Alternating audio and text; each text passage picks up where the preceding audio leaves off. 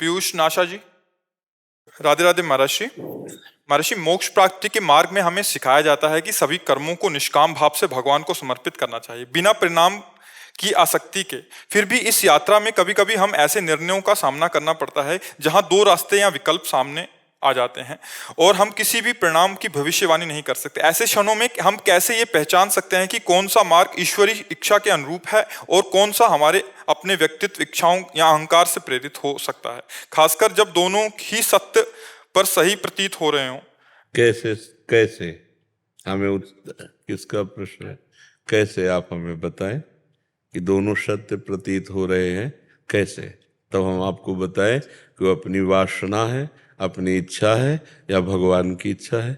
बताइए आप कौन सा कर्म आप ऐसा।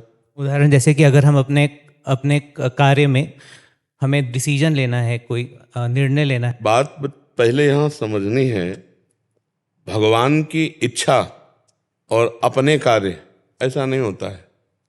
भगवान की इच्छा का पालन करने के लिए पहले तन वांग मनोभीर अमलई सोहम तवि वाष्टिता, शरीर को, मन को और वाणी को और आम को भगवान के चरणों में समर्पित करना होता है। तो अपना तो कुछ बचा नहीं। जब अपना कुछ अहम बचा नहीं तो उनकी इच्छा ही हमारे हृदय में इच्छा बनकर के स्फुरित होगी। और जब तक अहम है तब तक स्वेच्छा है। जब तक हमारा शरीर है, हमारी वाणी है, हमारा अंतःकरण है, हमारा परिवार है, तब तक ये अहम का राज्य है। ये अहम के राज्य में स्वेच्छा उत्पन्न हुई है, ना कि भगवद इच्छा। भगवद इच्छा तो उस हृदय में उत्पन्न होती है जो इच्छा रहित होता है, जो अहम रहित होता है। तो अभी हमारी वासनाएं ही हैं, हमारी इच्छाएं ही हैं, वो हम भगवान के चरणों में रखेंगे, हम वो भगवान के चरणों में मांगेंगे। पर पूरी होना ना पूरी होना ये उनके ऊपर छोड़ दीजिए। जिससे हमारा मंगल होगा वही वो कार्य करेंगे। मंगल भवन है, उनकी सामर्थ्य नहीं है कि वो हमारा मंगल कर सकें। जैसे सूर्य की सामर्थ्य नहीं कि वह अंधेरा प्रकट कर सके, क्योंकि जहाँ सूर्य वहाँ अंधेरा रह ही नहीं सकता। ऐसे मंगल भवन जहाँ श्री हरि हैं वहाँ मंगल हो ही नहीं सकता। हो सकता है हमारी मांग के विपरीत दे दें, लेकिन वो विपरीतता ही हमें परम मंगल प्रदान करने वाली होगी।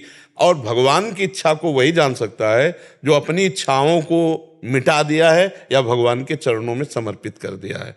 जब तक अपनी इच्छाएं हैं तब तक हम अपनी वासनाओं के खेल खेलेंगे और उनका आरोप कर देंगे। काले ही कर्म ईश्वर ही मिथ्या दोष लगाए। काल के ऊपर, कर्म के ऊपर, ईश्वर के ऊपर हम दोषारोपण करते रहेंगे। और इच्छा हमारी है, क्योंकि देहाभिमानी जीव जब तक अभिमान और इच्छा को भगवान में समर्पित नहीं कर देता तब तक वो भगवद इच्छा को नहीं जानता, क्योंकि भगवान की कोई इच्छा नहीं है। भगवान पूर्ण काम है। भगवान में इच्छा भक्त की पहुंचती है तो उनमें भूख पैदा कर देती है, उनमें खेलने की इच्छा पैदा कर देती है। जैसी भावना भक्त करता है वैसे ही भगवान चेष्टा करते हुए नजर आते हैं। भगवान अमना है, भगवान पूर्ण काम है, भगवान इच्छा रहित है। भगवान कोई व्यक्ति थोड़ी है कि उनको इच्छा होगी। उनकी उपासना करने वाले इच्छा रहित हो जाते हैं। जा ही न चाही कबहु कछु, तुम सन सहज सने बसहु निरंतर तासुर। जिसने चाह मिटा दी भगवान से सहज प्रेम, तो वहाँ भगवान विराजमान हो जाते हैं। वहीं भगवान अर्जुन के जैसे घोड़े पकड़े बैठे हैं, ऐसे हृदय में मन और इंद्रियों को पकड़ करके जीव को परमात्मानंद प्रदान करते हैं, अपना स्वरूप प्रदान करते हैं। अभी हम लोग देहाभिमानी जीव हैं। अभी हमारे अंदर ये बात आ गई, नाथ सकल संपदा तुम्हारी, मैं सेवक समेत सुतनारी। बिल्कुल एक चौपाई सहज में है, नाथ सकल संपदा तुम्हारी और मैं सेवक समेत सुतनारी। ये आ गई है। अगर आ जाएगी तो वो जो चीज अपनी चाहे ले लें, आपको कोई परेशानी नहीं होनी चाहिए।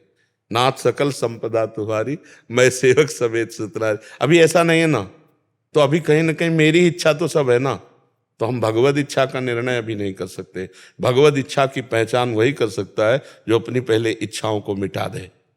समझ पा रहे हो?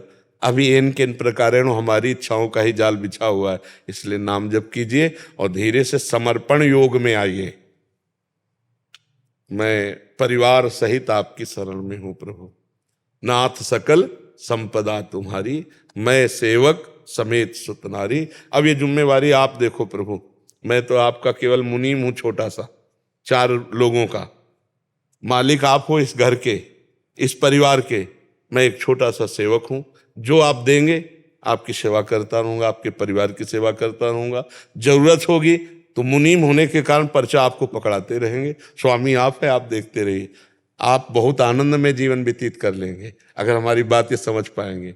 और कर्ता बनते रहेंगे, घर के मालिक बनते रहेंगे तो फिर परेशानी ही परेशानी, और आप समझ नहीं पाएंगे भगवान के विधान को, और हो सकता है श्रद्धा भी डगमगा जाए। क्योंकि खेल ऐसे हैं, सृजन पालन विनाश। जैसे अभी आप रुदन कर रहे थे, अब आपको लाख समझाओ लेकिन जो हृदय पे चोट लगी उसको कैसे कोई संभाल। वो छाती जाने, जिस माँ का पुत्र गया हो वो माँ जान सकती है। हम लोग तो बाहर से ऐसे उपदेश दे सकते हैं। अंदर का जब मोह नष्ट होगा तब इनको हमारी बात समझ में आएगी। अभी हम कहते हैं सब भगवान का है, अगर भगवान अपनी वस्तु ले लें तो अभी श्रद्धा खत्म हो जाएगी।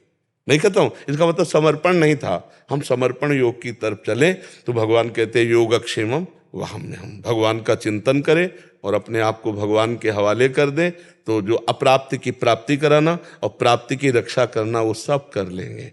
बहुत करुणामय भगवान है। समझ पा रहे हैं आप जी?